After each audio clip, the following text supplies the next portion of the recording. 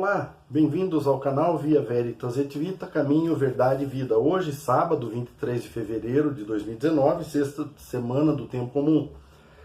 E o evangelho que nós vamos ouvir, do evangelista Marcos, capítulo 9, versículos de 2 a 13. O Senhor esteja conosco e Ele está no meio de nós. Proclamação do evangelho de Jesus Cristo segundo São Marcos, glória a vós, Senhor. Naquele tempo, Jesus tomou consigo Pedro, Tiago e João e os levou sozinho a um lugar à parte sobre uma alta montanha e transfigurou-se diante deles. Suas roupas ficaram brilhantes e tão brancas como nenhuma lavadeira sobre a terra poderia alvejar. Apareceram-lhe Elias e Moisés e estavam conversando com Jesus. Então Pedro tomou a palavra e disse a Jesus: Mestre, é bom ficarmos aqui.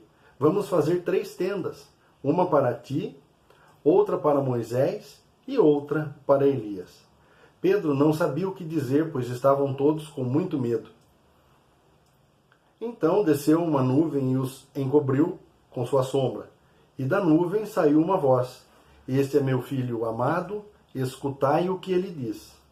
De repente, olhando em volta, não viram mais ninguém a não ser somente Jesus com eles. Ao descerem da montanha, Jesus ordenou que não contassem a ninguém o que tinham visto, até que o Filho do Homem tivesse ressuscitado dos mortos. Eles observaram esta ordem, mas comentavam entre si o que queria dizer ressuscitar dos mortos. Os 3 discípulos perguntaram a Jesus: por que os mestres da lei dizem que antes deve vir Elias? Jesus respondeu: de fato, antes vem Elias, para pôr tudo em ordem. Mas como dizem as Escrituras que o Filho do Homem deve sofrer muito e ser rejeitado?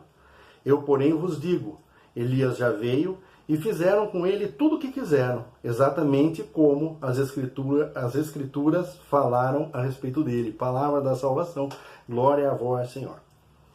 Muito bem. Então, nesse evangelho, com certeza, Jesus quer se mostrar aos discípulos na sua inteira divindade, ou de uma forma divina, mostrando uma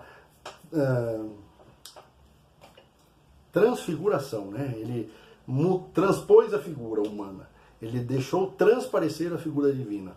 E com certeza o Espírito Santo também quer fazer isso em nós, e precisa fazer isso em nós, porque nós temos que retornar à imagem e semelhança que Deus nos desejou e nos criou. No projeto original, nós somos imagem e semelhança de Deus, e claro, por sermos humanos, trazemos em nós a marca do pecado, e o nosso coração, o nosso amor, a nossa humanidade é machucada, é ferida, né, pela morte por conta do pecado. Então, nós precisamos, durante essa vida, ir percebendo as graças e os favores de Deus sobre nós, que vem nos tratando, que vem nos limpando e vem nos deixando cada vez mais tratável, né, para ser mudado pelo Espírito Santo, e nós possamos finalmente transparecer a figura do Filho de Deus. Agora, Deus vem fazendo isso na nossa vida num processo, e nós vamos crescendo de fé em fé, de experiência em experiência, de maturidade em maturidade, e cada vez que passa um tempo a gente pode verificar que a obra de Deus continua sendo realizada, Deus continua operando, nem sempre pelos métodos e pelos meios que a gente entenda ou escolha, mas por aqueles meios e métodos que Ele sabe que são necessários para nos fazer santo aos seus olhos, que é aos olhos de Deus que nós temos que ser santos, né?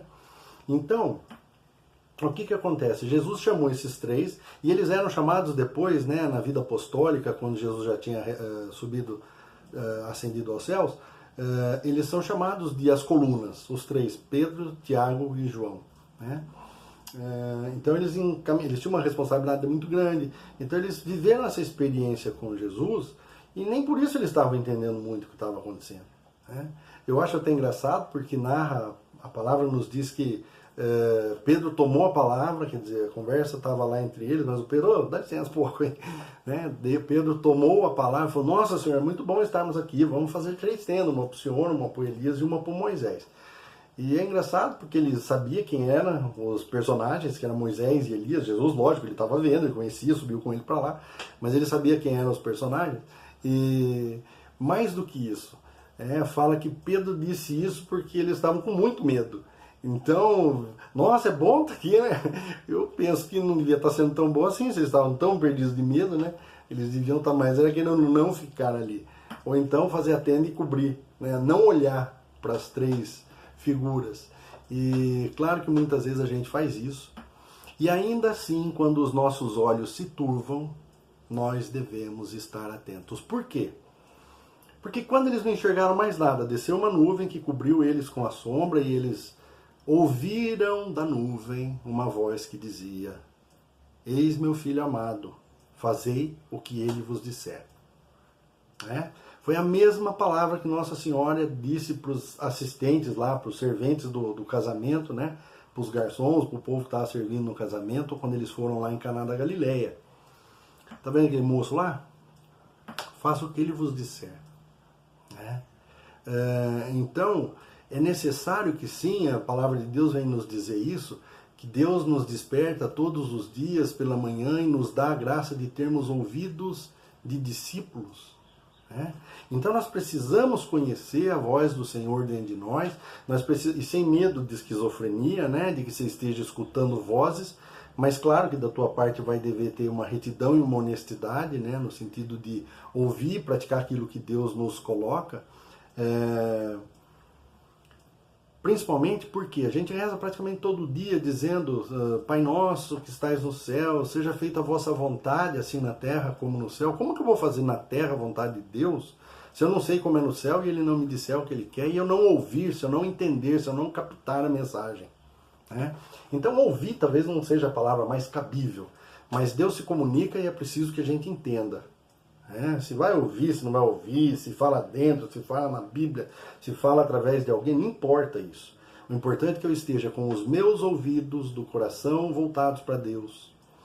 É assim que eu perceba qualquer movimento de Deus me comunicando algo. Porque quando eles não estavam mais nem querendo ver, ou quando eles ficaram impossibilitados de ver, porque a nuvem desceu sobre eles, nem por isso eles deixaram de ouvir.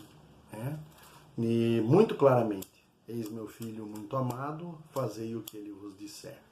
Então, peçamos a Deus essa graça, porque mais do que tudo é necessário que nós ouçamos o Senhor para acolher essa palavra, e essa palavra vem sim pela liturgia diária, ela vem pela Lectio Divina que a gente faz com as leituras do dia, E o importante é que nós colhamos essa palavra, que ela frutifique no nosso coração e dê fruto na nossa vida e na vida das outras pessoas por quem nós fomos passando. Por quê?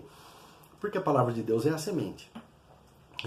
Então que a gente vá acostumando o nosso coração a se prontificar a receber a palavra. Não adianta receber a palavra cheia de pedra, de desconfiança, de pecado, de confusão, de ficar questionando e duvidando de Deus. Não é assim que nós devemos acolher a palavra. Se ela é a palavra de Deus, nós temos a garantia de que quem dirigiu essa palavra a nós foi Deus. E nós podemos sim confiar nessa palavra. Nós podemos e devemos confiar na palavra de Deus e agir segundo a palavra de Deus. Jesus vai dizer assim: aquele que ouve a minha palavra e a põe em prática, esse permanece em mim e eu nele. Assim como ele fala que quem comer minha carne permanece em mim, quem beber meu sangue permanece em mim e eu permaneço nele. Então, nos alimentarmos da palavra de Deus é algo muito importante. É ela que vai trazer